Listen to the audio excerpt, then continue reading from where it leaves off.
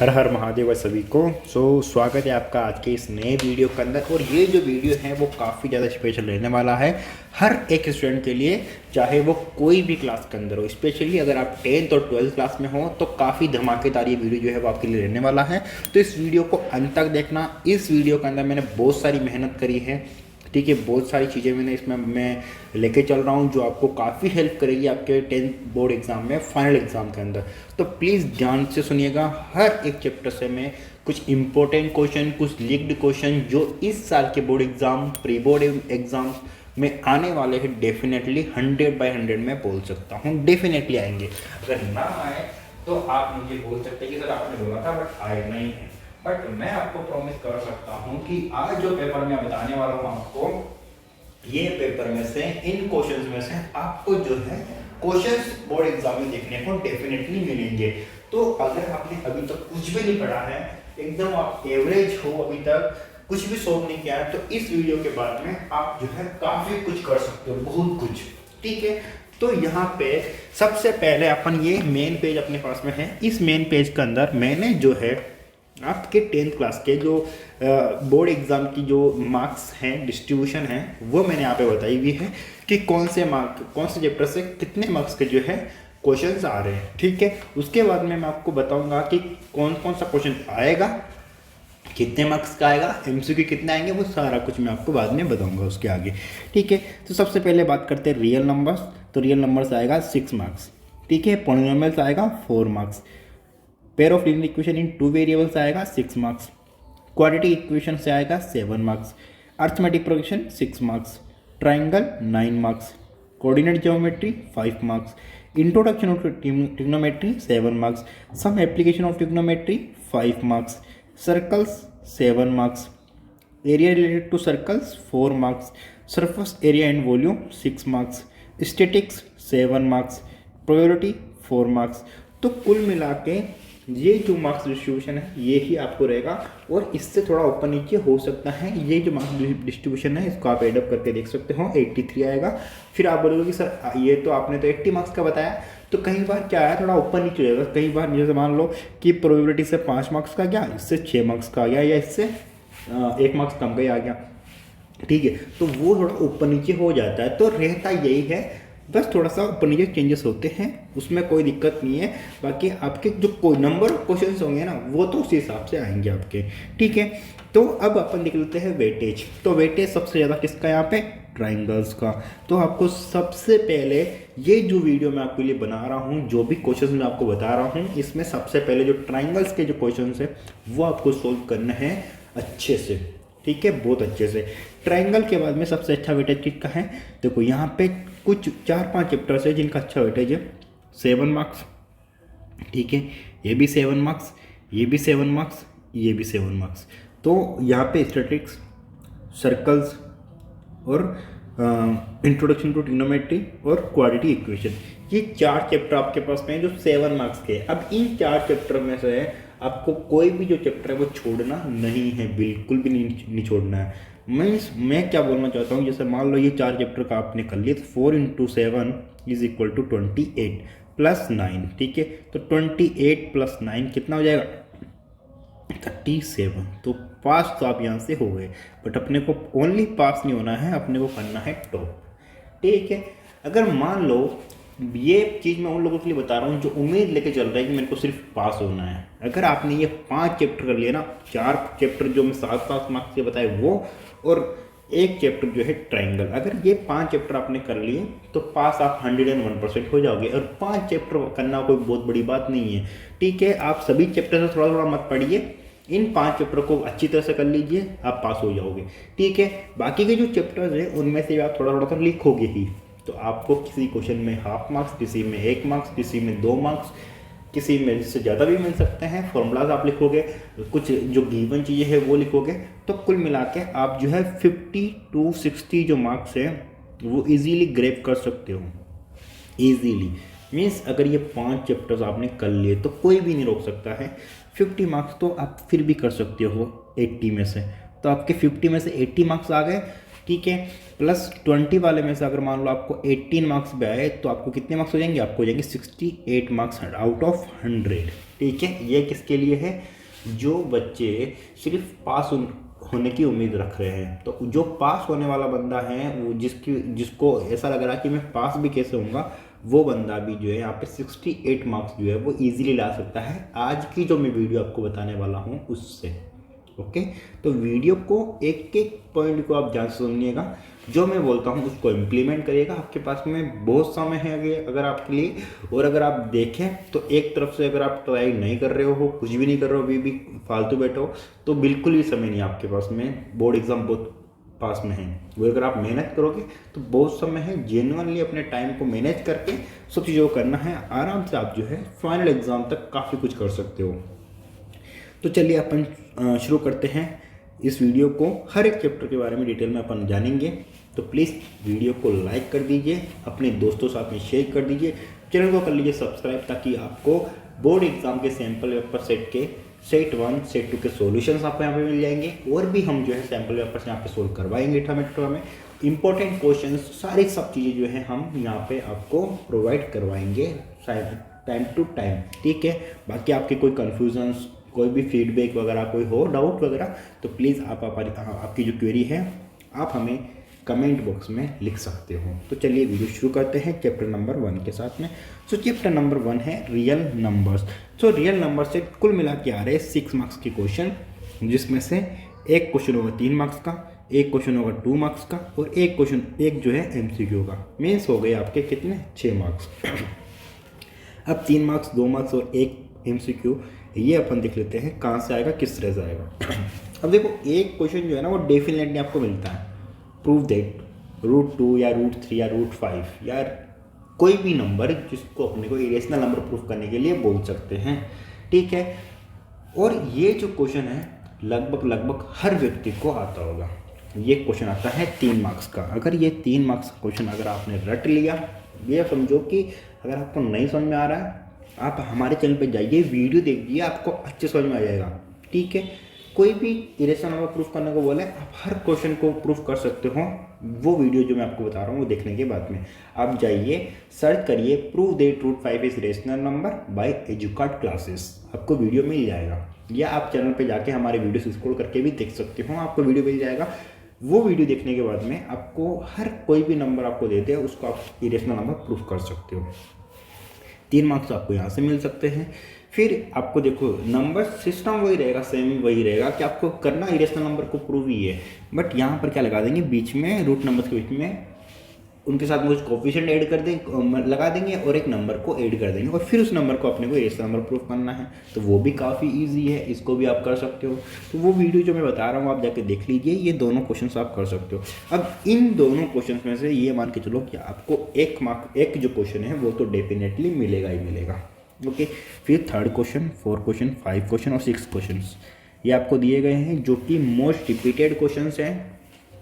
इस टाइप के क्वेश्चंस आपको सैम्पल पेपर सेट 1 सेट 2 के अंदर भी देखने को मिले, और आगे प्री बोर्ड में भी देखने को मिलेंगे, और बोर्ड एग्जाम्स में से इन 3-4 क्वेश्चन में से आपको डेफिनेटली जो है 1 क्वेश्चन देखने को मिलेगा। तो ये चारों क्वेश्चन आप सोल्व कर लीजिए।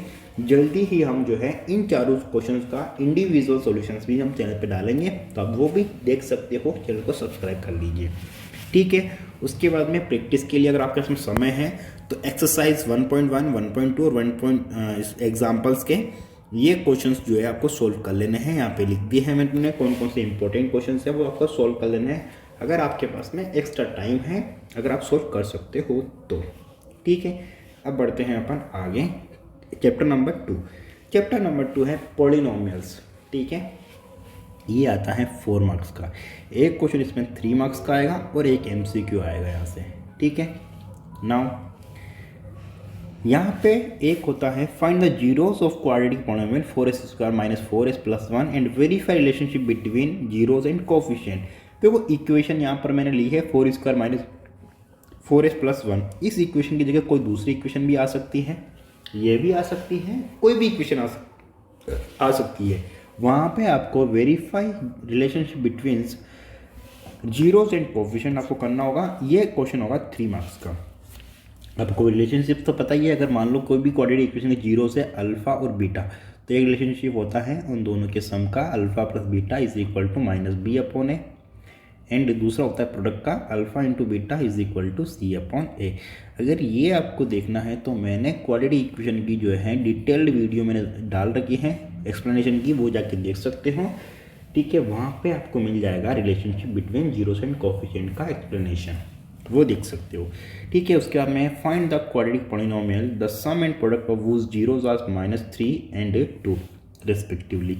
अपने को जीरोस का सम दिया होगा एंड प्रोडक्ट दिया होगा और अपने को फाइंड आउट करनी होगी क्वाड्रेटिक इक्वेशन। तो उस इस केस के अंदर अगर अपने को ये दिया हुआ हो तो क्वाड्रेटिक इक्वेशन अगर अपना फाइंड करने का बोले तो उसके लिए फॉर्मूला होता है x square minus sum of zeros multiply x plus product of zeros. ये फॉर्मूला आपको यूज़ करना है और इक्वेशन जो है वो आ जाएगी आपके पास में, ठीक है। फिर उसके बाद में है next question A and B. यहाँ पे ए एंड बी का मतलब है alpha and beta are the zeros of quadratic polynomial 5x² + 5x + 1। Find the value of alpha square plus beta square, ठीक है। मीन्स यहाँ पे आपको alpha square plus beta square की वैल्यू और यहाँ पे 1/अल्फा प्लस 1/बीटा की वैल्यू फाइंड आउट करनी है। ये क्वेश्चन जो है लगभग हर बार आता है प्री बोर्ड या बोर्ड एग्जाम के अंदर, ठीक है। पिछली बार भी आया था बोर्ड एग्जाम के अंदर, इस बार भी जो है सैम्पल पेपर में आ चुका है और हो सकता है कि ये बोर्ड एग्जाम में भी आ जाए। तो इस टाइप के क्वेश्चंस को आपको सोल्व करना है, ठीक है। आपको यहाँ पे इन क्वेश्चंस को कैसे सोल्व करना है वो मैं आपको इन्हीं क्वेश्चंस के जो सॉल्यूशंस है वो चैनल पे अपलोड करूँगा आने वाले टाइम पे, तो वो सॉल्यूशन आप जाके देख सकते हो। अगर आपको है तो आप खुद से भी ट्राई करिए, बाद में मैं जो इनको है आपको एक्सप्लेन भी कर दूंगा। फिर आप एक्सरसाइज के जो क्वेश्चन है 2.1 जो है इतना इंपॉर्टेंट नहीं है, यहाँ से कुछ क्वेश्चन नहीं आएंगे। 2.2 से फर्स्ट एंड 2 के ऑल पार्ट्स जो है आप सोल्व कर सकते हो। फिर एक्सरसाइज एग्जाम्पल्स में से आप first, second, third and fourth example solve कर सकते हो। ये आपको मैंने ग्राफ यहाँ पे बताया है, ठीक है। यहाँ पर क्या होता है कि अगर आपको कोई भी पॉइंट है, अगर आप जो है वाई एक्सिस पर कोई पॉइंट ले रहे हो तो वहाँ पे एक्स की वैल्यू 0 होती है और वाई का कोऑर्डिनेट जो है कुछ ना कुछ होगा। जैसे यहाँ पे 5 से क्रॉस करा तो ये 5 हो जाएगा, ठीक है। फिर अगर एक्स एक्सिस पे है कोई पॉइंट तो वहाँ पे वाई की वैल्यू 0 होगी, मीन्स जैसे 4 0, तो कुछ इस तरह से ये चीज़ आपको ध्यान रखनी है, ठीक है। यहाँ पर बताया है मैंने क्वाड्रेटिक इक्वेशन की जनरल फॉर्म, ओके। ये चीज़ें ध्यान रखनी है आपको। रिलेशनशिप्स मैं ऑलरेडी आपको यहाँ पे बता चुका हूँ, alpha plus beta is equal to minus B upon A, alpha beta is equal to C upon A. Now अपन बढ़ते हैं चैप्टर नंबर 3।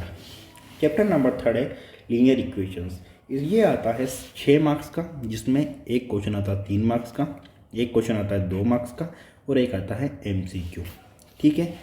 अब यहाँ पे पहला जो क्वेश्चन आता है वो आता है find whether the following pair of linear equation is consistent और इनकंसिस्टेंट।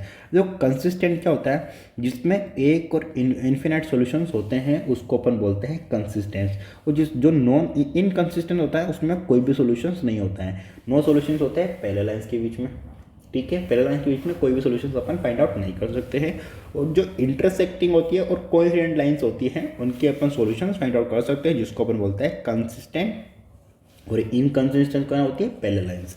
तो ये चीज़ आपको पता होनी चाहिए। अब यहाँ पे आपको इक्वेशन नंबर 1 और इक्वेशन नंबर 2 दे देंगे और बोल देंगे आपको कि इनमें ये जो इक्वेशंस है कंसिस्टेंट है या इनकंसिस्टेंट है। ये अपने को पता लगाना है A1/A2, B1/B2 एंड C1/C2 के रिलेशन से। आपको तीनों रिलेशन आपको पता होना चाहिए। A1/A2 is equal to B1/B2 but not equal to C1/C2 था, तब क्या होता है, ठीक है। तीनों चीज़ों को वो आपको आना चाहिए, इन चीज़ों को आपको सोल्व करना है। अगर आपको सॉल्यूशंस फाइंड आउट करने के बोले कि इन दोनों इक्वेशंस के सॉल्यूशन फाइंड आउट करो, तो वहाँ पे आप एलिमिनेशन, सब्स्टिट्यूशन या ग्राफिकली मेथड, जो भी मेथड आपको वहाँ पे बोले उससे कर सकते हो। अगर आपको कोई मेथड मेंशन नहीं हो तो उस केस के अंदर आप जो है आपको जो भी मेथड अच्छा लगे उससे कर सकते हो, ठीक है। बट अगर मेथड वहाँ पे मेंशन है तो आपको उसी मेथड से करना है, चाहे वो कोई मेथड हो, ठीक है। फिर इसका में second question, the sum of a 2-digit number and the number obtained by reversing the digit is 66. If the digit of the number differ by 2, find the number. How many such numbers are there? ठीक है, ये जो question है ये मान के चलो कि आएगा ही आएगा और ये आपको सोल्व करना है, समझना है अच्छे से। ठीक है, यहाँ पर आपको बोल दिया है कि दो नंबर का एक डिजिट है जिसके डिजिट का सम इतना है, उन नंबर को रिवर्स करने के बाद में जो दो नंबर्स होते हैं उन दोनों नंबर्स का सम इतना दे दिया। फिर बताओ नंबर्स क्या क्या होंगे, वो रिवर्सिंग नंबर और ओरिजिनल नंबर। तो अब अपने को नंबर्स फाइंड आउट करने पड़ेंगे। फिर ये थर्ड क्वेश्चन के अंदर इसका मैं सॉल्यूशन जो है आपको चैनल पे डाल दूंगा फटाफट से। ठीक है, फिर सोल्व वाले थर्ड, ये क्वेश्चंस के अंदर अपने को कुछ ऐसे रूट में या अजीब टाइप की कुछ इक्वेशन दे देंगे, फिर उन इक्वेशंस को अपने को सोल्व करना रहेगा।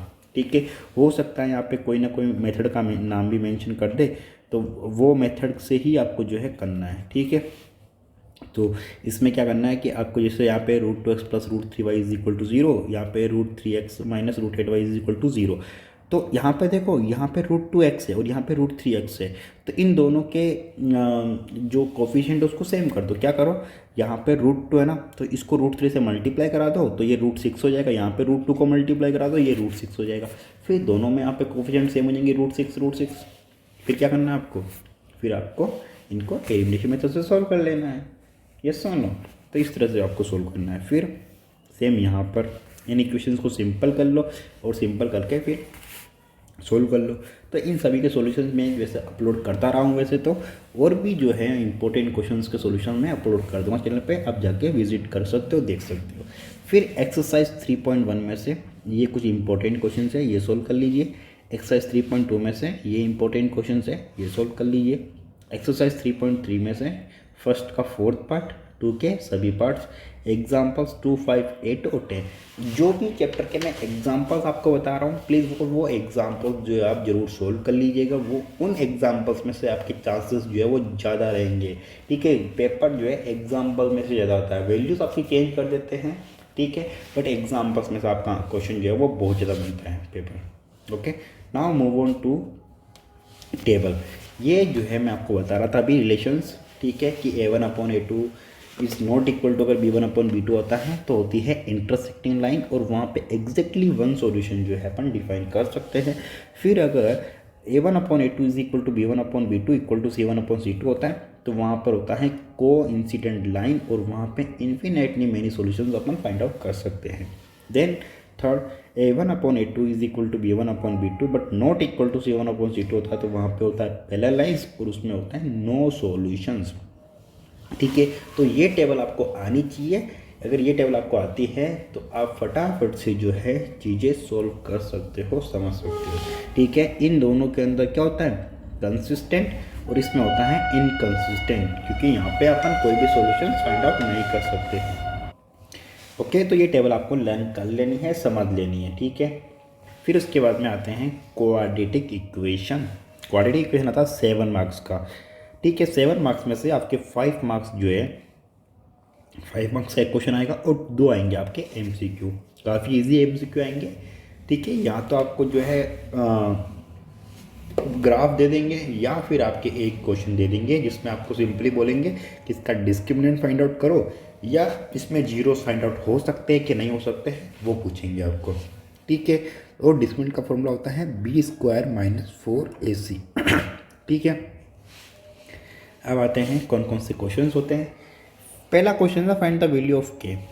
Find the value of K के जो क्वेश्चंस होते हैं वो भी जो है 1 मार्क्स के MCQ में पूछ ली जाते हैं कि यहाँ पे ये इक्वेशन है जिसके इक्वल रूट्स हैं तो उसमें K की वैल्यू फाइंड आउट करो। और यहाँ पे जो है डिस्क्रिमिनेंट क्या होता है, 0 होता है। मीन्स B² - 4AC की जो वैल्यू होती है वो इक्वल टू होती है 0।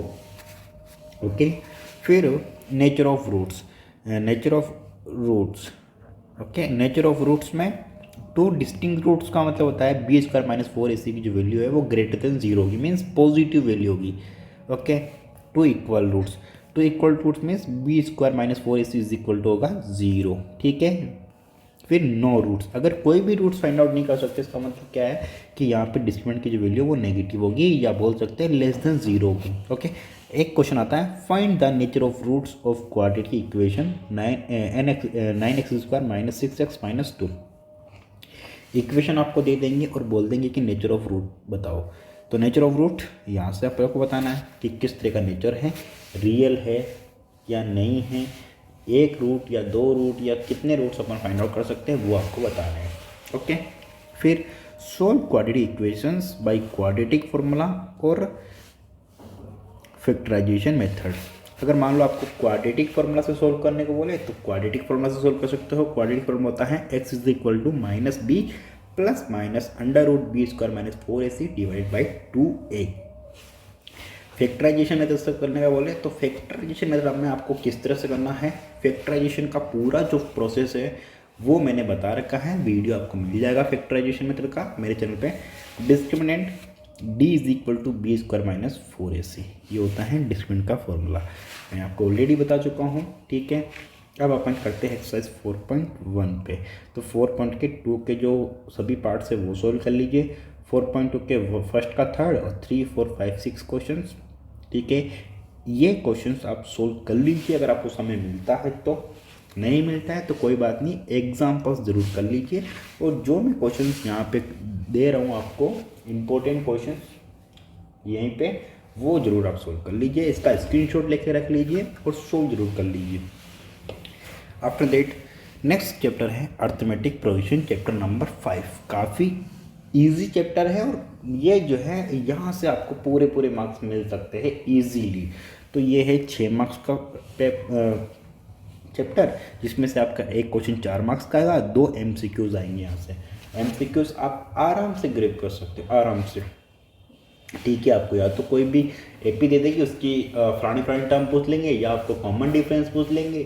ठीक है, या फिर कोई नेक्स्ट टर्म पूछ लेंगे, कुछ भी, मतलब इजी क्वेश्चन आएंगे। MCQs के जो क्वेश्चन है वो दोनों काफ़ी इजी आएंगे, और जो 4 मार्क्स का क्वेश्चन है वो भी जो है स्टडी केस बेस्ड क्वेश्चन आ सकता है, या एक नॉर्मल क्वेश्चन आएगा तो भी इजी क्वेश्चन आएगा, जिसमें थोड़ा सा आपको जो है एक्सरसाइज वगैरह से प्रैक्टिस करोगे तो आपको बिल्कुल नहीं अटकोगे आप वहाँ पे। ठीक है, अब किस टाइप के क्वेश्चंस देख लेते हैं।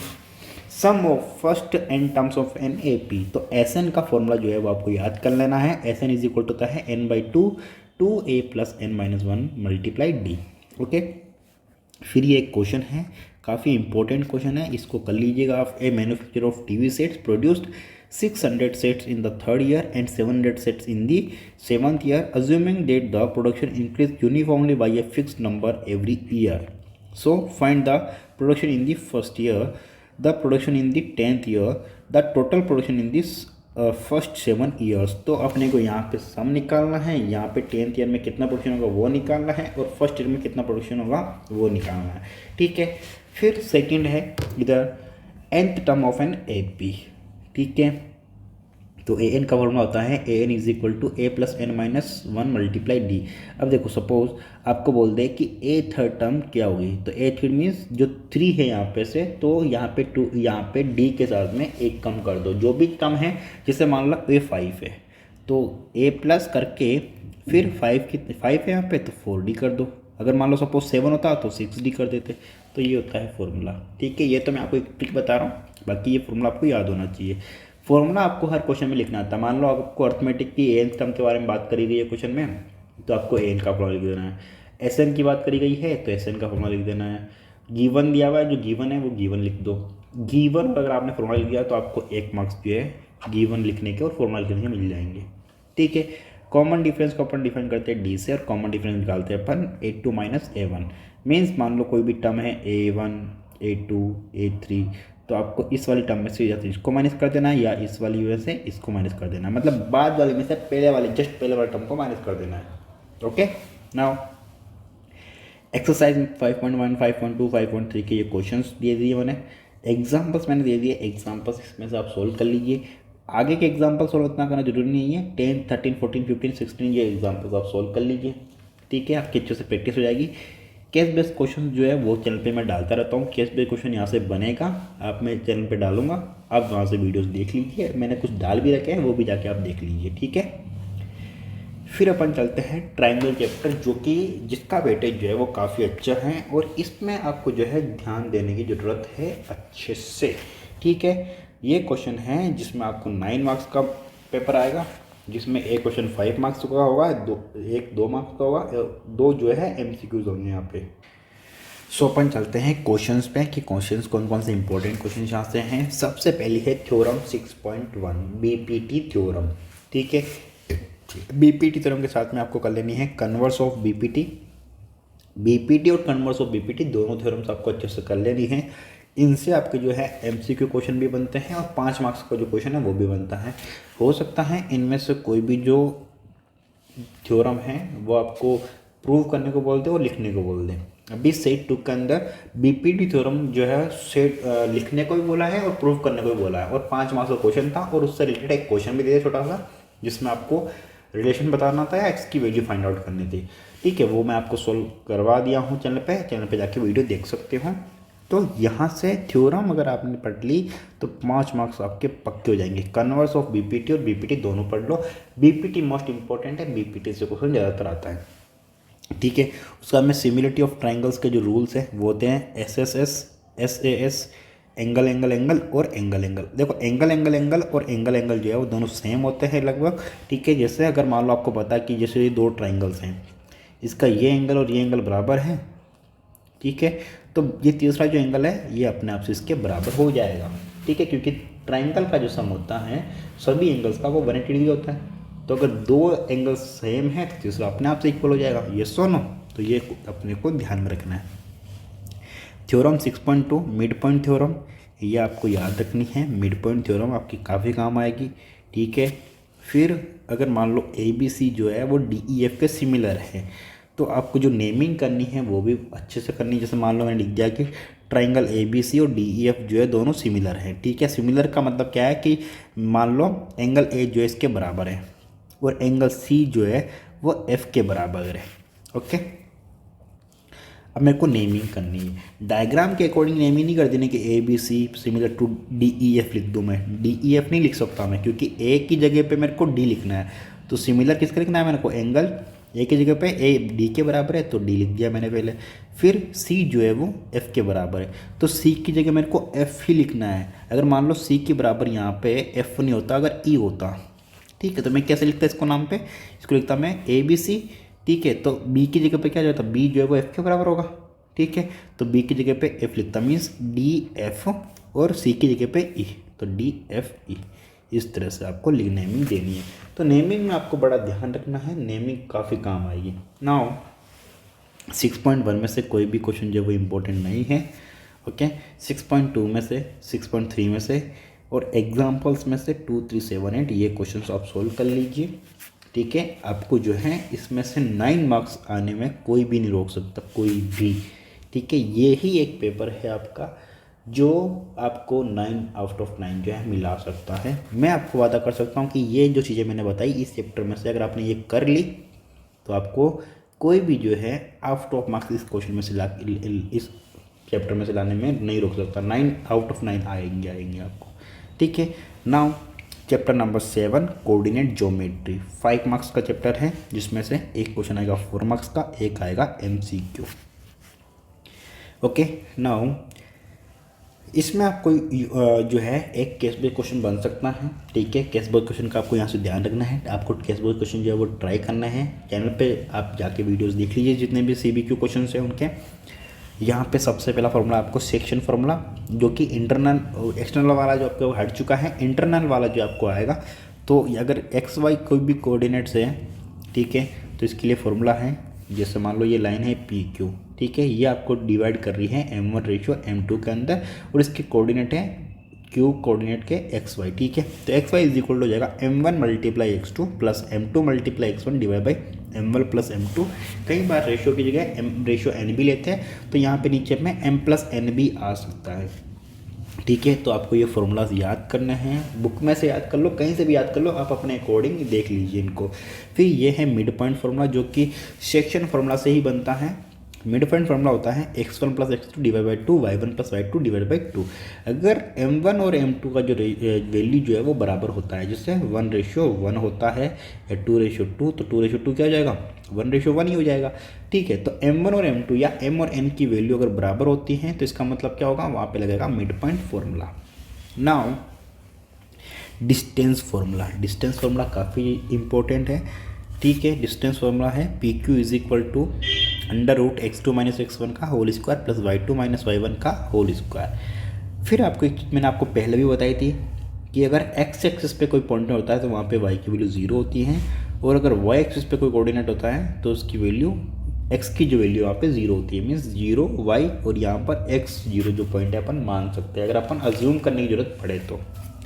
7.72, 7.1, 7.2 और एग्जाम्पल्स मैंने आपको इंपॉर्टेंट एग्जाम्पल्स मैंने आपको बता दिए, ये आपको सॉल्व कर लेने हैं। आपको ग्राफ मैंने यहाँ पे दिया है, इस ग्राफ में यही समझाना चाहता हूँ कि आपको ग्राफ रिलेटेड क्वेश्चन आ सकते हैं जिसमें आपको कुछ पॉइंट दे देंगे, ठीक है, उनके बीच की डिस्टेंस बतानी है, या आपको कुछ प्रूव करना पड़ेगा कि ये शेप है या ये है या ये है, या फिर फाइंड आउट करो या रेशियो फाइंड आउट करो, ये चीज़ें आपको करनी है। तो ये इन क्वेश्चंस में से मैंने दिया हुआ है, ये क्वेश्चंस आप सोल्व कर लीजिए, या क्वेश्चंस एक्सरसाइज नहीं सोल्व करो तो ये जो एग्जांपल्स है ये सोल्व कर लीजिए, यहाँ पे आपको हर टाइप के जो क्वेश्चंस हैं वो मिल जाएंगे।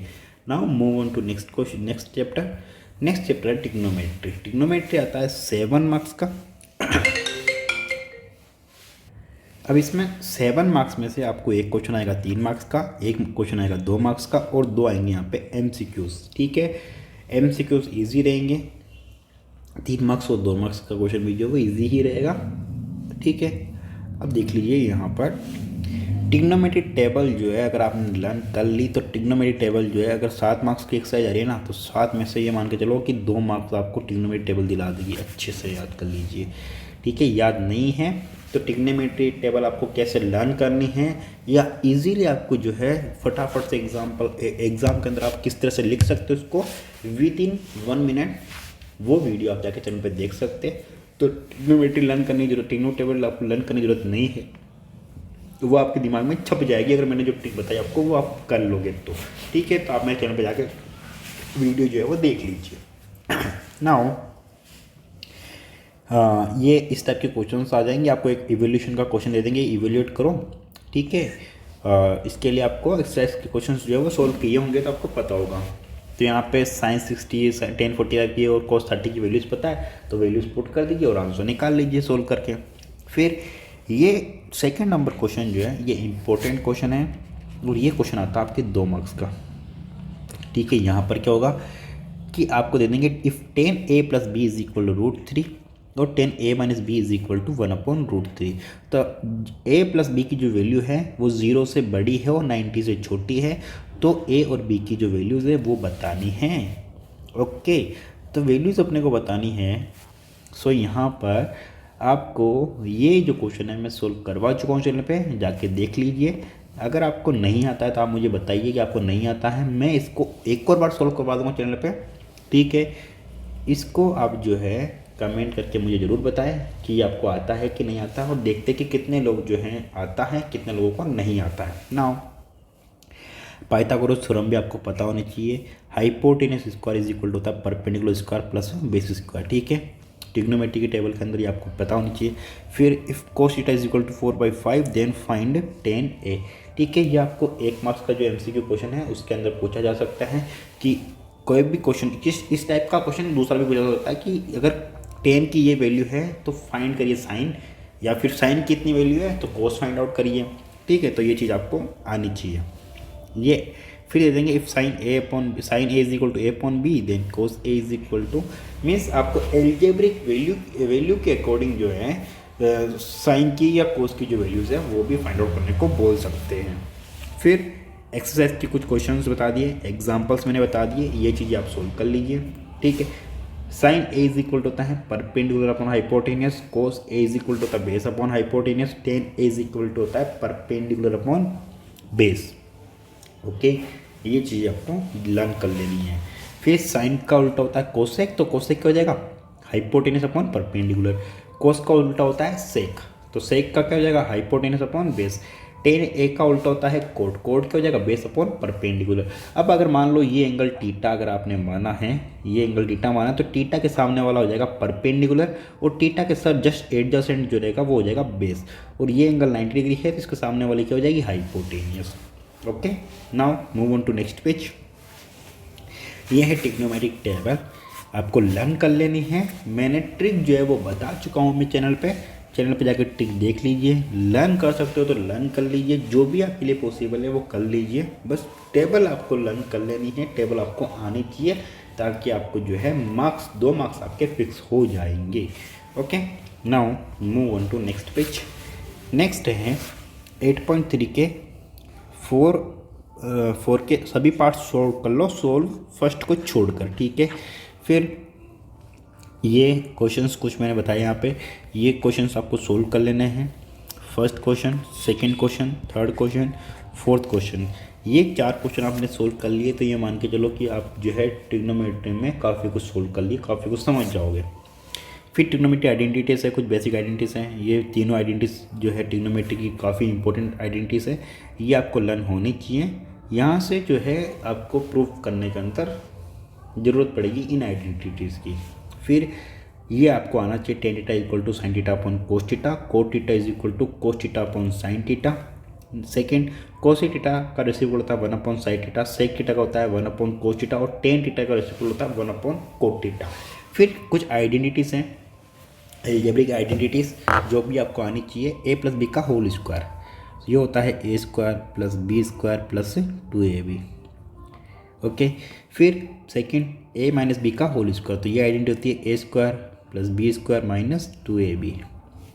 a square minus B square, तो ये होती है a minus B multiply a plus B, ठीक है। फिर a प्लस बी का होल क्यूब, तो ये होती है a cube plus B cube plus 3a square B plus 3ab square.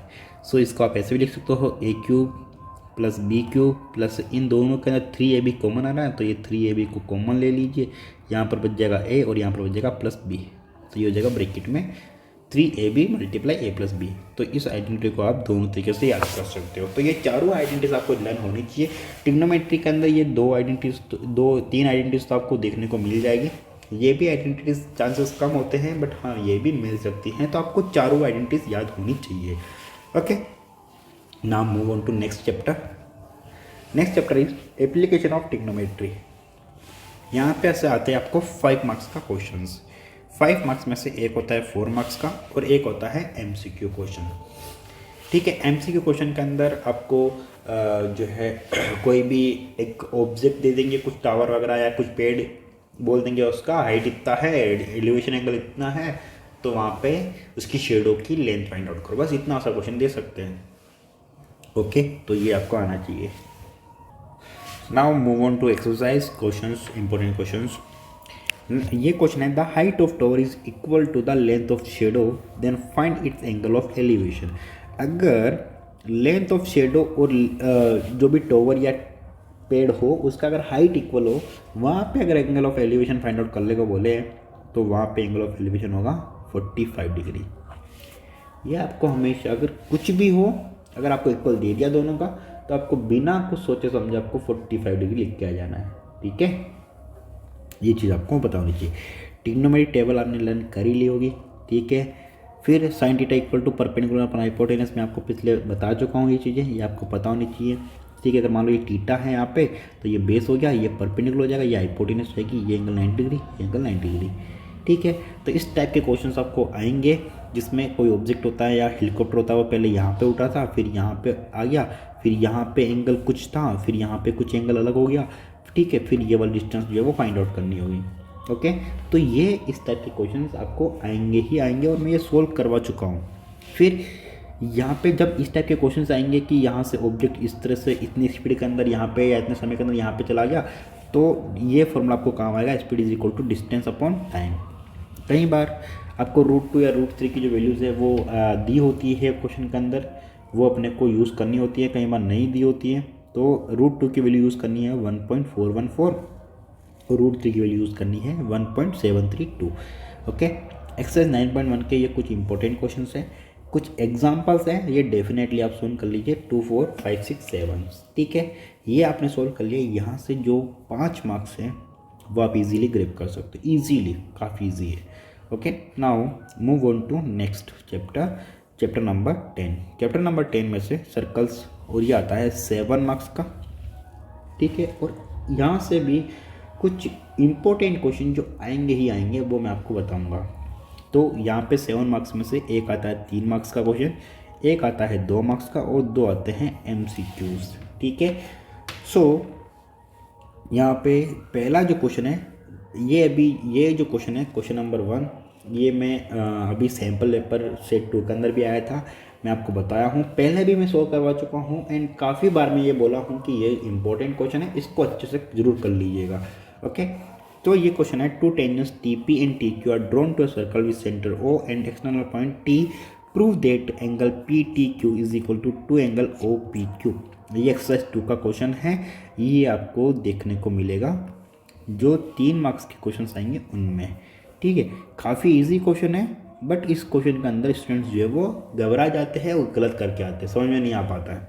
ठीक है, तो ये वीडियो जो है मैं अपलोड अभी रिसेंटली किया हूँ, जाके देख लीजिए, सॉल्यूशंस आपको मिल जाएगा।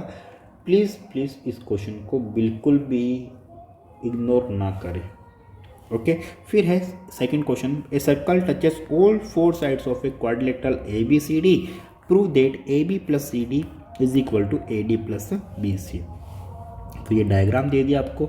ठीक है, अब इस डायग्राम के अकॉर्डिंग आपको जो है ये जो गिवन है अपने को ये प्रूव करना है। ठीक है, तो इसमें आपको जो टेंजेंट्स की जो प्रॉपर्टीज़ है, अगर आपको अच्छे से पता है तो आप इसको जो है चुटकियों में प्रूव कर सकते हो। ठीक है, कैसे सोल्व करना है, कैसे प्रूव करना है, ये क्वेश्चन मैं चैनल पे डाल चुका हूँ, सोल्व करवाया है मैंने, जाके वीडियोस देख लीजिए, सोल्व करवाया हुआ है, समझ में आ जाएगा आपको। कोई बात नहीं, अगर मान लो कोई स्टूडेंट ऐसा हो जिसने अभी तक ये समझ में नहीं आया हो तो आप कमेंट करना, ये क्वेश्चन भी मैं जो है करवा दूंगा। और जब भी आप कमेंट करें, ठीक है, तो जो भी क्वेश्चन में आपको कमेंट जिसका भी सॉल्यूशन चाहिए कमेंट के साथ में आप लिख देना, चैप्टर का नंबर लिख देना, चैप्टर नंबर 10, और ये जो क्वेश्चन नंबर मैंने डाल रखे हैं क्वेश्चन नंबर 2, इस तरह से लिखना है आपको। ठीक है, चैप्टर 10 क्वेश्चन नंबर 2, इन वीडियोस के अकॉर्डिंग जो भी क्वेश्चन नंबर मैंने डाला है वो, तो मैं उसका सॉल्यूशन जो आपको अपलोड कर दूंगा जल्दी से जल्दी। Now move on to question number 3. If length of tangent from a point A distance 5 cm from center is 4 cm, find the radius of the circle। ठीक है, आपको टेंजेंट की लेंथ दे देंगे, आपको जो एक्सटर्नल पॉइंट है उससे सेंटर की दूरी दे देंगे और रेडियस आपको फाइंड आउट करने का बोलेंगे। तो यहाँ पर आपको जो है पाइथागोरस थ्योरम अप्लाई करनी है, पाइथागोरस थ्योरम अप्लाई करनी है और आप रेडियस जो है वो फाइंड आउट कर सकते हो। यहाँ पे जैसे मान लो कि ये सर्कल है, ठीक है, यहाँ पे एक्सटर्नल पॉइंट आ गया, ये टेंजेंट आ गई, ये रेडियस आ गई और ये इससे सेंटर से इस एक्सटर्नल पॉइंट की डिस्टेंस आ गई। तो ये एंगल आपने बताया कि 90 डिग्री होता है। तो ये जो डिस्टेंस है ये वाली, जैसे ये P पॉइंट है, ये A पॉइंट है, तो OP जो है वो हाइपोटेनस होएगी, OA जो है वो रेडियस होएगी और AP जो है वो टेंजेंट हो जाएगी यहाँ पे। ठीक है, तो ये क्वेश्चन आपको 1 मार्क्स के क्वेश्चन में से मिलेगा। नाउ थ्योरम 10.1 का प्रूविंग आपको देखना है और 2.2 का भी प्रूविंग जो है वो देख लेना है। इन दोनों के प्रूफ 10.1 और 10.2 दोनों के जो प्रूफ है मैं चैनल पे अपलोड किया हुआ हूँ, वो दोनों के प्रूफ आप देख लीजिए, समझ लीजिए। कहीं पे कोई डाउट आता है तो आप हमें कमेंट करके ज़रूर पूछ लीजिएगा। तो ये प्रूफ आपको देख लेना है और प्रूफ में थ्योरम्स के जो क्वेश्चन है वो इस बार आएंगे, देख लेना। ठीक है, और वो आएंगे 3 मार्क्स के 4 मार्क्स के क्वेश्चन में से। ठीक है, और 5 मार्क्स के भी आ सकता है कि आपको एक थ्योरम प्रूफ करने को दे देंगे और फिर उससे रिलेटेड एक छोटा सा क्वेश्चन दे देंगे 1-2 मार्क्स का। Okay, now move on to chapter number 11। Chapter number 11 है एरिया रिलेटेड टू सर्कल्स। ये जो है रिलेटेड टू सर्कल्स, ये चैप्टर जो है वो आता है 4 मार्क्स का।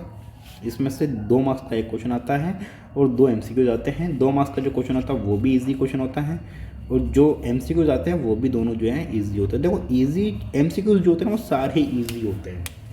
ठीक है, MCQs सारे ईजी होते हैं। अगर आपको फॉर्मूलाज याद है, ट्रिक्स याद है आपको, तो MCQs आपको काफ़ी ईजी पड़ेंगे। डिपेंड ये करता है कि आपने कितनी पढ़ाई करी है अब तक, जो भी चीज़ें हुई है उनमें।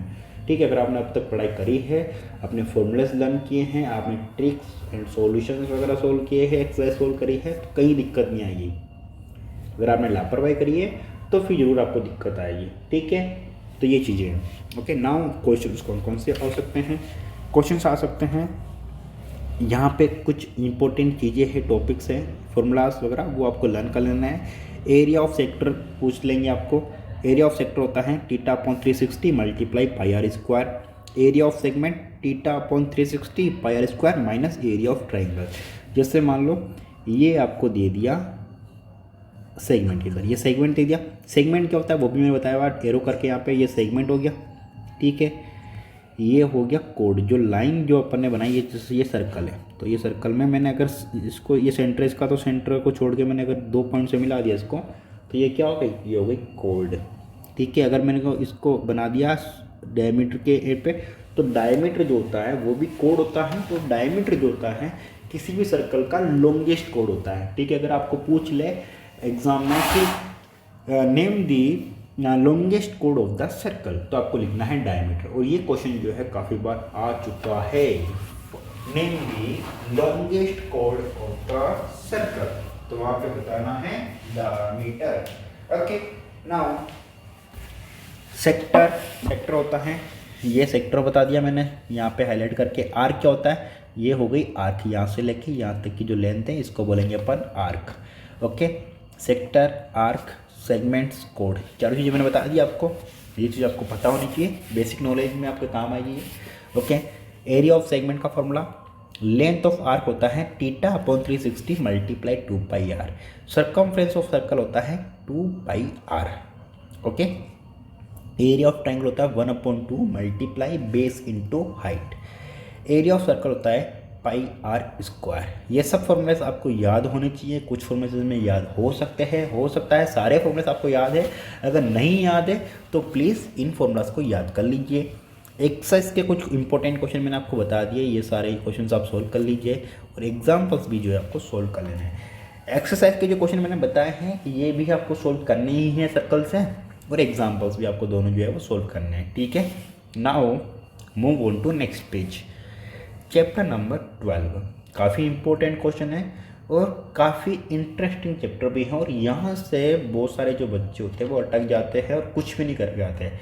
क्वेश्चन समझ में नहीं आता है, कुछ भी नहीं करके आते हैं। अब यहाँ पे है ना, मान लो आपको 5 मार्क्स का क्वेश्चन आएगा और एक MCQ आएगा, तो 5 मार्क्स एक MCQ तो कर लेंगे, MCQ तो ईजी आएगा। लफड़ा कहाँ होता है इसके अंदर, 5 मार्क्स वाले के अंदर। 5 मार्क्स वाला क्वेश्चन आया, कोई शेप दे दी या कुछ बता दिया, तो वहाँ पे क्या होता है, स्टूडेंट जो होता है वो करके नहीं आता, छोड़ गया था उस क्वेश्चन को, समझ नहीं आता उसको। अगर मान लो आपको कोई भी क्वेश्चन दिया है, वहाँ पर अगर आपको किसी भी, या तो स्फीयर के बारे में बात करी या मान लो आपको सिलेंडर के बारे में बात करी, ये तो समझ में आ जाएगा आपको कि स्फीयर या जो भी है, क्यूबॉइड, क्यूब। अगर मान लो क्यूब, सरफेस एरिया की बात करी तो सरफेस एरिया समझ में आ गया आपको। तो जैसे ही जिस भी शेप का आपको नाम सुनाई दिया और सरफेस एरिया जो भी कर्व सरफेस एरिया के लिए बोला, तो उस डायग्राम के या उस शेप का जो भी TS या CS है उसका फॉर्मूला लिख दीजिए। सबसे पहले तो फॉर्मूला लिख दोगे, 5 में से आपको हाफ मार्क्स फॉर्मूला के मिल जाएंगे। क्वेश्चन में गिवन चीज़ आपको होगी, तो गिवन जो चीज़ें हैं गिवन लिख दीजिए, हाफ मार्क्स और मिल जाएगा, ठीक है। अब कोशिश करिए उस क्वेश्चन को समझने की, कुछ लाइंस लिखनी है जो क्वेश्चन आपको, जब आप क्वेश्चन सोल्व करते हो तो जो लाइंस लिखते हो, तो जब लाइंस आपको लिखोगे तो हाफ मार्क्स, और अगर आपने और अच्छे से किया तो 1 मार्क्स हो सकता है और मिल जाएगा। तो 5 में से 2 मार्क्स आप यहाँ से ग्रेप कर सकते हो। फिर थोड़ा कैलकुलेशन लिख के सोल्व करने की कोशिश करोगे, सही करोगे, कुछ गलत करोगे, हो सकता है आपको 1 मार्क्स 2 मार्क्स और मिल जाए, और हो सकता है आपका वो सॉल्यूशन जो है वो पूरा अच्छे से सोल्व भी हो सकता है, ठीक है। करते करते आपको समझ में आ सकता है, तो इस तरह से आपको आउट ऑफ मार्क्स जो उसमें मिल सकते हैं, मतलब 5 आउट ऑफ 5 मार्क्स जो वो मिल सकते हैं। तो घबराना नहीं है, इसमें सभी कुछ इंपॉर्टेंट क्वेश्चंस में जो आपको बता देता हूँ वो सभी आपको सोल्व कर लेने हैं, ओके। सो ये क्वेश्चंस है, find volume, total surface area, curved surface area. Volume क्या होता है, टोटल सरफेस एरिया क्या होता है, कर्व्ड सरफेस एरिया क्या होता है, ये चीज़ें मैं आपको डिटेल में चैनल पे समझा चुका हूँ, ठीक है। डिटेल में अगर आपको और जानी है तो आप हमें कमेंट कर दीजिए। ये वॉल्यूम जो चैप्टर है इसकी जो भी चीज़ें हैं, तो TSA, CSA और वॉल्यूम, ये डिटेल में मैं आपको समझा दूंगा, ठीक है। कौन होता है, ठीक है। फिर आपको इंपॉर्टेंट क्वेश्चन जो है वो कैप्सूल वाले क्वेश्चन इंपॉर्टेंट क्वेश्चन होते हैं, कैप्सूल वाले क्वेश्चन आपको सोल्व कर लेने हैं, ठीक है। यहाँ से आपको क्वेश्चन आते हैं, ठीक है। जो शेप्स होती हैं, सिलेंडर, कोन, हेमीस्फेयर, क्यूब, क्यूबॉइड, स्फेयर, इन सभी का CSA, TSA और वॉल्यूम का फॉर्मूलाज क्या होता है वो सभी फॉर्मूलाज आपको याद कर लेने हैं, ठीक है। फॉर्मूलाज मैं आपको बता भी दूंगा। फिर आता है कौन, कौन में आती है स्लेंट हाइट, स्लेंट हाइट में क्या होता है L, L mean slant height, इसका फॉर्मूला होता है under root H square plus R square. Exercise 12.1 12.2 के कुछ इंपॉर्टेंट क्वेश्चन भी बता दिए मैंने, एग्जाम्पल भी बता दिए। अब मान लो आपको टी एस ऑफ कैप्सूल पूछ ले तो उसका फॉर्मूला होता है 2 ऑफ हेमिस्फेयर, या 2 ऑफ हेमिस्फेयर की जगह आप जो है स्फेयर का फॉर्मूला भी लिख सकते हो, ठीक है, T S of sphere plus C S A of cylinder. तो C S 2 C S A of hemisphere और C S A of cylinder को आपको ऐड कर देना है तो आपको T S A of capsule आ जाएगा, ठीक है। Now move on to next page, ठीक है, एक्सरसाइज 13। इससे पहले फॉर्मूलाज वगैरह जो है आपको मैं दे दूंगा, जिसको भी फॉर्मूला चाहिए कमेंट करिए, मैं आपको कम्युनिटी सेक्शन के अंदर पोस्ट डाल दूंगा, वहाँ पे जितने भी फॉर्मूला से इस चैप्टर के वो आपको मैं दे दूंगा। और अगर आपको फॉर्मूलाज चाहिए तो आप हमें कांटेक्ट कर सकते हैं 9982435001 इस व्हाट्सअप नंबर पे। मैं आपको जितने भी इंपॉर्टेंट क्वेश्चन है, ये जो पावर पॉइंट है ये भी आपको दे दूंगा मैं, और जो फॉर्मूलाज है वो भी मैं आपको दे दूंगा, ठीक है। अगर आप यहाँ पे कांटेक्ट नहीं कर सकते हैं तो इंस्टाग्राम पे कांटेक्ट कर सकते हैं @Mahendra/01, ठीक है, ये मेरा इंस्टाग्राम आईडी है, यहाँ पर आप मेरे को कांटेक्ट कर सकते हो, ठीक है students. Now chapter number 13, chapter number 13 है स्टैटिस्टिक्स। स्टैटिस्टिक्स जो होती है वो 7 मार्क्स की आती है, जिसमें से एक क्वेश्चन 5 मार्क्स का आता है और 2 MCQs आते हैं, ठीक है। MCQs के अंदर जो है एम्पेरिकल रिलेशंस आपको पता होनी चाहिए, एम्पेरिकल रिलेशन आपको पूछ लेते हैं या आपको बोल देते हैं कि मोड और मीन दे दिया या इनमें से कोई भी दो चीज़ दे दी और बोल दिया कि मीडियन जो है वो फाइंड आउट करो। तो अगर आपको empirical formula means mode mean और मीडियन के बीच का अगर फॉर्मूला अगर आपको रिलेशन याद है तो ये क्वेश्चन आप इजीली कर सकते हो, ठीक है। इसमें आपको प्री बोर्ड 1 और सेट 1 और सेट 2 जो सैम्पल पेपर आया था CBSE बोर्ड का, उसमें एम्पेरिकल फार्मूला का एक क्वेश्चन भी आया था और एक जो है एम्पेरिकल फार्मूला पे बेस्ड क्वेश्चन भी पूछा गया था। तो अगर आपको एम्पेरिकल फार्मूला याद है, लर्न है, तो आप 2 मार्क्स यहाँ से आराम से प्राप्त कर लोगे। फिर आते हैं स्टैटिस्टिक्स। स्टैटिस्टिक्स जो है वो काफ़ी इंपॉर्टेंट है, 5 मार्क्स वाला जो क्वेश्चन है वो अच्छा क्वेश्चन आता है और यहाँ पे जो स्टूडेंट्स होते हैं वो अटक जाते हैं। स्टैटिस्टिक्स के मैंने अभी कुछ इंपॉर्टेंट क्वेश्चन डाले हैं चैनल पे, जाके वो वीडियोस देख लीजिए आप, वहाँ से किस तरह से आपको जो है मार्क्स ग्रैब करने हैं स्टैटिस्टिक्स से वो आपको समझ में आ जाएगा, किस तरह से सोल्व करना है वो भी समझ में आ जाएगा। Now move on two questions. Find mean, ठीक है, या मोड या मीडियन, ये इस टाइप के क्वेश्चंस आपको मिलेंगे। कुछ क्वेश्चन आपको दे देंगे मिसिंग फ्रीक्वेंसी के, मिसिंग फ्रीक्वेंसी दे दी आपको x y कुछ भी, फिर आपको मिसिंग फ्रीक्वेंसीज जो है वो फाइंड आउट करनी है। मिसिंग फ्रीक्वेंसी का जो मैंने इंपॉर्टेंट क्वेश्चन है वो मैंने करवाया चैनल पे, अभी आप जाके वीडियो देख सकते हो। फिर दे दिया कि गिवन है आपको मीडियन और बोल दिया कि मोड या मीन जो है वो फाइंड आउट करो, ठीक है। आपको मोड और मीडियन जो है वो भी फाइंड आउट करना पड़ सकता है 5 मार्क्स वाले क्वेश्चन के अंदर, या फिर आपको जो है 1 मार्क्स के क्वेश्चन के अंदर आपको बोल देंगे मॉडल क्लास फाइंड आउट करो या हाईएस्ट फ्रीक्वेंसी। मॉडल क्लास का मतलब होता है हाईएस्ट फ्रीक्वेंसी, ठीक है। तो आपको एक टेबल दे देंगे और बोलेंगे कि इसमें जो है मॉडल क्लास बताओ, तो जो हाईएस्ट फ्रीक्वेंसी होती है वही होती है मॉडल क्लास, ठीक है। तो अपर लिमिट और लोअर लिमिट जो है वो अपन आ जाएगी किसमें, मॉडल क्लास में। फिर मीडियन क्लास होता है n/2 nearest greatest comparative frequency होती है, उसको अपन बोलते हैं मीडियन क्लास, ठीक है। यहाँ पे मैंने बता दिया empirical relation 3 median is equal to mode plus 2 mean, ये फॉर्मूला होता है एम्पिरिकल रिलेशन का, जिसको याद कर लेना है, मतलब मीन मोड और मीडियन के बीच का रिलेशनशिप, ठीक है। फिर आता है एक्सरसाइज 13.1 का थर्ड क्वेश्चन, एक्सरसाइज 13.2 का सेकेंड क्वेश्चन, एक्सरसाइज 13.3 का सेकेंड क्वेश्चन। एग्जाम्पल्स 1 2 3 5 एंड 8, ये एग्जाम्पल्स आप सोल्व कर लीजिए डेफिनेटली। एक्सरसाइज के जो मैंने 3 क्वेश्चन बताए तीनों आपको सोल्व करने ही करने हैं, और एग्जाम्पल्स जो मैंने बताए वो भी आपको सोल्व करने ही करने हैं। अगर ये आपने कर लिए तो यहाँ से भी आपका एक भी मार्क्स जो है वो नहीं कटने वाला है।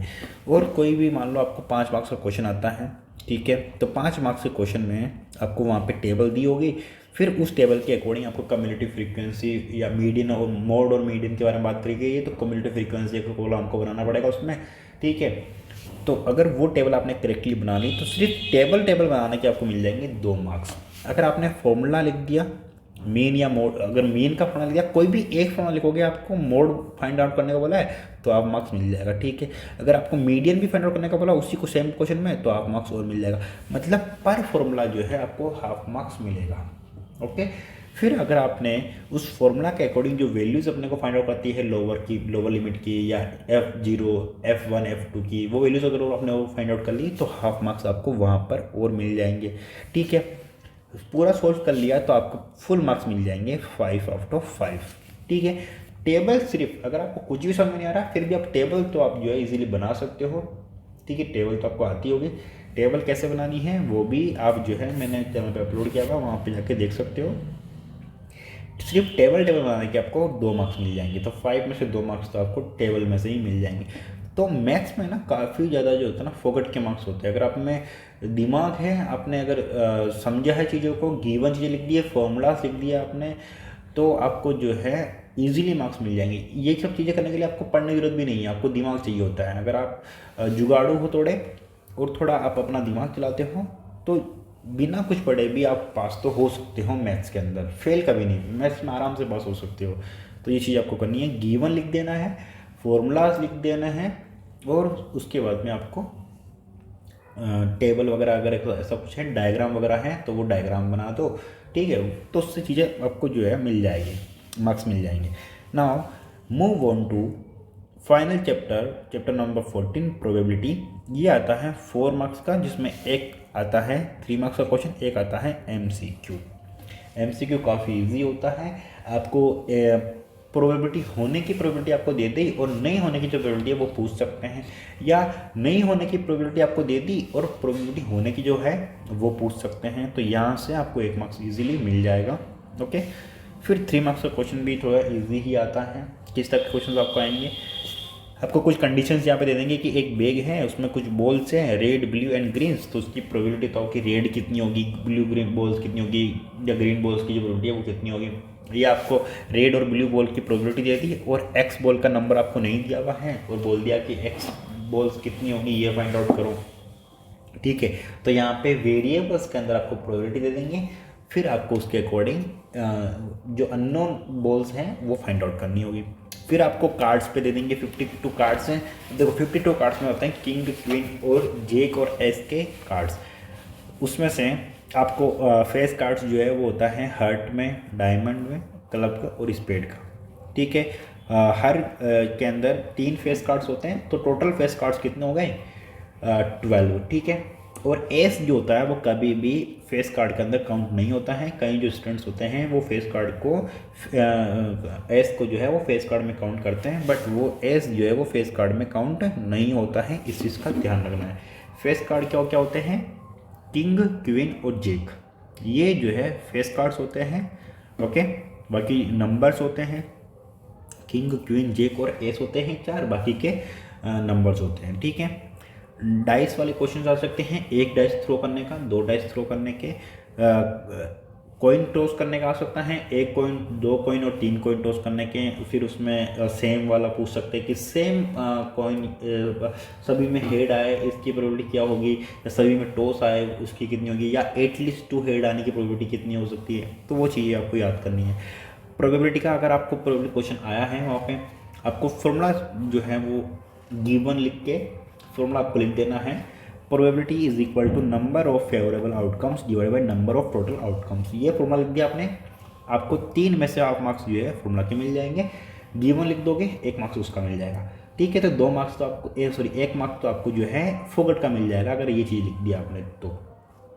ठीक है, बाकी वो जो बचे हुए 2 मार्क्स है वो आप अपना दिमाग लगा के सॉल्व करके लेके आ जाओगे, मुझे विश्वास है आपको इस चीज़ का। ठीक है, एक्सरसाइज के इंपॉर्टेंट क्वेश्चन है 14.1। ठीक है, 14.1 के ये कुछ क्वेश्चन इंपॉर्टेंट मैंने बता दिए, ये सोल्व कर लीजिए, एग्जाम्पल सोल्व कर लीजिए। अब मैंने बताया था कि प्रोबेबिलिटी होने की दे दी और नहीं होने की पूछ लिया, नहीं होने की दे दी, होने की पूछ ली, तो उसके लिए फॉर्मूला आपको दे दिया कि probability of event E is equal to 1 minus probability of not event E. Means ये क्या हो गया कि कोई भी चीज़ होने की जो प्रोबेबिलिटी है वो ई है, probability of E is equal to 1 minus probability of not E. ठीक है, या फिर अपन ऐसा भी लिख सकते हैं कि probability of E plus probability of E dot is equal to क्या होता है हमेशा 1। जैसे मान लो कि कोई भी कॉइन है, उस कॉइन को अपन टॉस करते हैं तो हेड आने की जो प्रोबेबिलिटी है वो कितनी है 1/2। और प्रोबेबिलिटी नहीं आने की जो है वो भी कितने हेड 1/2, ठीक है। तो 1/2 प्रोबेबिलिटी हेड आने की प्रोबेबिलिटी 1/2 और प्रोबेबिलिटी नहीं आने की प्रोबेबिलिटी 1/2 को ऐड करेंगे तो कितना आएगा 1, ठीक है।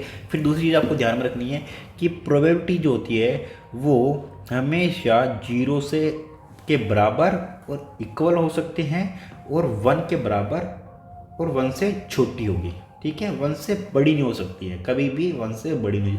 Probability can not be greater than 1, ठीक है। 1 या 1 के बराबर हो सकती हैं, 1 से छोटी या 1 के बराबर हो सकती हैं, या 0 के बराबर हो सकती हैं। नेगेटिव भी नहीं हो सकती प्रोबेबिलिटी और 1 से बड़ी भी नहीं हो सकती। तो प्रोबेबिलिटी जो है वो 0 to 1 के बीच में या इनके बराबर हो सकती है, ठीक है। ये चीज़ का आपको ध्यान रखना है। अब उम्मीद मैं ये करता हूँ कि आपको जितनी भी चीज़ें मैंने बताई, जितने भी इंपॉर्टेंट क्वेश्चन मैंने आपको बताए, वो सभी आप सोल्व करोगे। अच्छे से समझ में आएगा ये वीडियो। काफ़ी मेहनत मैंने करी है, 1 घंटा वीडियो मेरे को बनाने में लगा है, इससे ज़्यादा मेरे को समय लगा है इस सब चीज़ों को मेरे को सर्च करने में, सब चीज़ों को मिलाने में, ठीक है, ये पेपर बनाने के अंदर। तो काफ़ी ज़्यादा एफर्ट्स मैंने लगाए हैं सिर्फ और सिर्फ आप लोगों के लिए। अब आपका ही समय है इस वीडियो को प्यार देने का, अपने दोस्तों के साथ में शेयर करने का, और सबसे इम्पोर्टेंट चीज दोस्तों के साथ में शेयर जरूर करना। भले एक चीज आपको लगे मत भी करना दोस्तों के साथ में शेयर, बट एक चीज जरूर करना कि आप जो है जो चीज़ें मैंने बताई उनको इम्प्लीमेंट जरूर करना। अगर इन चीज़ों को अगर आप इम्प्लीमेंट कर लोगे तो डेफिनेटली मैं प्रॉमिस कर सकता हूँ आपसे कि जो 80 मार्क्स का जो क्वेश्चन होगा रिटर्न के अंदर आप 80 में से आउट ऑफ 70 इजीली ला सकते हो, इजीली, ठीक है। जो क्वेश्चन, जो चीजें मैंने बताई, जो ट्रिक्स एंड जो मैंने बताया रिक्वायरमेंट्स आपको सोल्व करने का, किस तरह से सोल्व करना है वो सब चीजें, तो आपको 70 मार्क्स जो है वो आराम से मिल जाएंगे आउट ऑफ 80। और अगर आपने मेरा जो इंपॉर्टेंट क्वेश्चन वाले सीरीज या सैंपल पेपर सेट 1 सेट 2 के जो क्वेश्चंस वगैरह हैं वो भी अगर आपने हमारे साथ में सोल्व किए हैं, वीडियोस देखे हैं आपने, तो आपको कोई भी नहीं रोक सकता है 80 में से 79 या 78 या 80 मार्क्स लाने में भी। क्यों? क्योंकि हम जो हैं वो सभी important questions, important tricks, important concepts, important चीजें सभी कुछ जो है हम चैनल पे डालते हैं, मैथ्स की भी, साइंस की भी, ठीक है। तो आप जो है एक काम कर सकते हैं, आप हमारे चैनल को सब्सक्राइब कर सकते हैं, वीडियो को लाइक कर सकते हैं, अच्छा लगे तो अपने दोस्तों में शेयर कर सकते हैं। आपको कोई भी फोर्स नहीं है, बट हम आपको प्रॉमिस कर सकते हैं कि आपको जो है हमारे चैनल की मदद से मार्क्स में काफ़ी कुछ हेल्प होगा, और डेफिनेटली होगा। अगर ना हो तो आप हमें आके बता सकते हैं। आपको हमने नंबर दिया, हमारा इंस्टाग्राम दिया है, आपको हमने हमारा टेलीग्राम दिया है, ठीक है। आप जाके हमें यहाँ पे मैसेज कर सकते हैं कि सर आपने बोला था और हमें उसमें बेनिफिट नहीं हुआ, ठीक है। हमने आपके लिए काफ़ी एफर्ट डाले हैं, अब है आपकी बारी, आप एफर्ट डालिए और हम जो है आपकी सक्सेस की जर्नी के हकदार बनेंगे, आपके हिस्सा बनेंगे आपकी सक्सेस की जर्नी के। देखते हैं कौन व्यक्ति कितने मार्क्स लेके आएगा, उन चीज़ों पे हम जो है चर्चा करेंगे फाइनल एग्जाम के बाद। तो आज के लिए बस इतना ही, बाकी मिलते हैं नेक्स्ट वीडियो में, तब तक के लिए bye bye, take care, thank you so much. हर हर महादेव लिख दीजिए एक बार कमेंट के अंदर, हर हर Mahadev. Thank you so much.